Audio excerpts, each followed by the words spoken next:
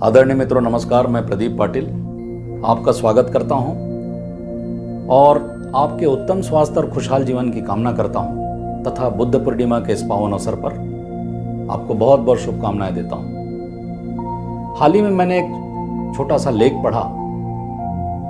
जानी मानी लेखिका और शिशु और किशोर अवस्था के युवाओं के मानसिक स्वास्थ्य पर लंबे समय से काम करने वाली डॉक्टर शैलजा सेन ने एक महत्वपूर्ण बात रेखांकित की है कि कोरोना की दूसरी लहर से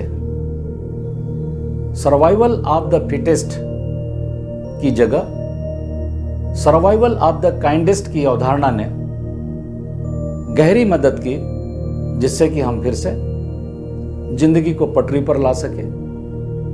इस तरह के मानसिक आघात से ऐसे युवाओं को और शिशुओं को उभरने के लिए सफलता प्राप्त कर सके। इस पृष्ठभूमि में अगर हम देखें तो बुद्ध की जो करुणा है वह आज हमें कई गुना ज्यादा प्रासंगिक दिखाई पड़ती है।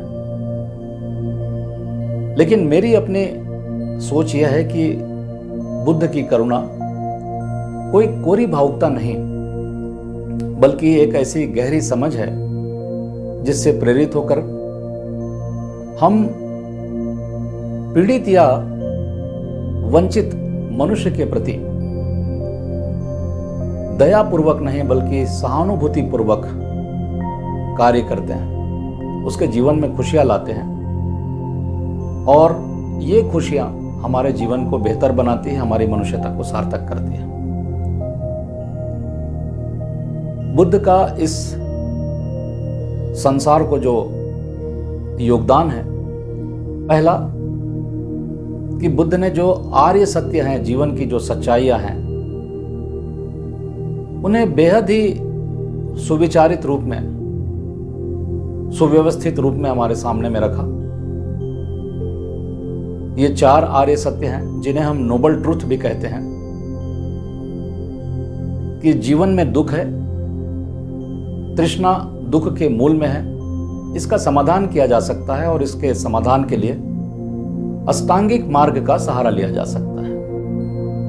ये अष्टांगिक मार्ग हैं सम्यक दृष्टि, सम्यक संकल्प, सम्यक वाणी, सम्यक कर्म, सम्यक आजीविका, सम्यक प्रयास, सम्यक स्मृति और सम्यक समाधि।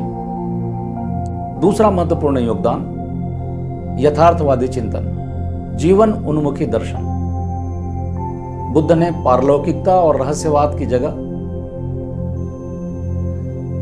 इसी लोक की, इसी जीवन की समस्याओं को सुलझाने पर अधिक बल दिया। उन्होंने चमत्कार की जगह कार्य कारण के सिद्धांत को प्रतिपादित किया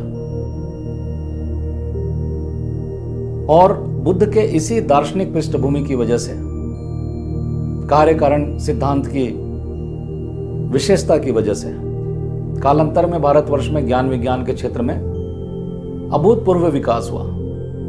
आर्यभट्ट, वराहमिहिर, भास्कराचार्य या नागार्जुन जैसे दार्शनिक इसी सोच के फ्रेमवर्क में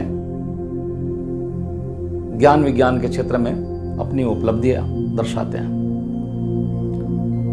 तीसरा महत्वपूर्ण योगदान कि बुद्ध ने नैतिक मूल्यों के विकास पर बहुत ज्यादा जोर दिया और नैतिक मूल्यों के विकास के लिए उन्होंने मन पर बहुत गहरा काम किया, चाहे वो ध्यान की पद्धतियां हों या प्रतीकों का कुशलतापूर्वक इस्तेमाल।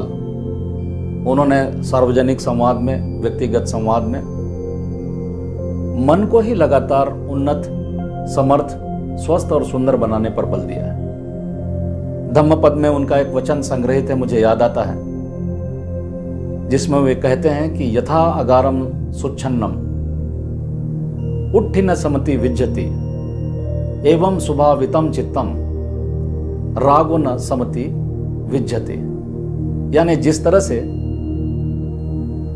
अच्छी तरह से ढके हुए घर में वर्षा का जल प्रवेश नहीं कर सकता, उसी तरह सुसंस्कृत मन में किसी भी प्रकार के दुर्गुण प्रवेश नहीं कर सकते। चौथा महत्वपूर्ण योगदान कि बुद्ध ने सृजन पर बहुत ज्यादा बल दिया। अंगुलीमाल नामक एक दुर्दांत लुटेरे के साथ में उनके संवाद में इस बात को प्रमुखता से देखा जा सकता है। जब अंगुलीमाल से बुद्ध कहते हैं कि पेड़ से या वृक्ष से पत्ते को तोड़ करके लाने में बहादुरी नहीं बल्कि जोड़ने में है, तो दरअसल बुद्ध सृजन की महत्ता को ही रेखांकित कर रहे होते हैं। विध्वंस की जगह, विनाश की जगह सृजन की इसी सोच ने भारतवर्ष में एक ऐसी भावभूमि तैयार की जिसमें साहित्य, संगीत, कला, भित्ति चित्र बनाने की कला और मूर्ति कला जैसी विधाओं का जबरदस्त विकास हुआ। बुद्ध के संबंध में सुप्रसिद्ध कवयित्री महादेवी वर्मा ने एक अद्भुत बात कही है कि उनके व्यक्तित्व में दो तरह की विशेषताएं देखने को मिलती हैं जो कि सामान्यतः बहुत विरले लोगों में ये दिखाई पड़ती है।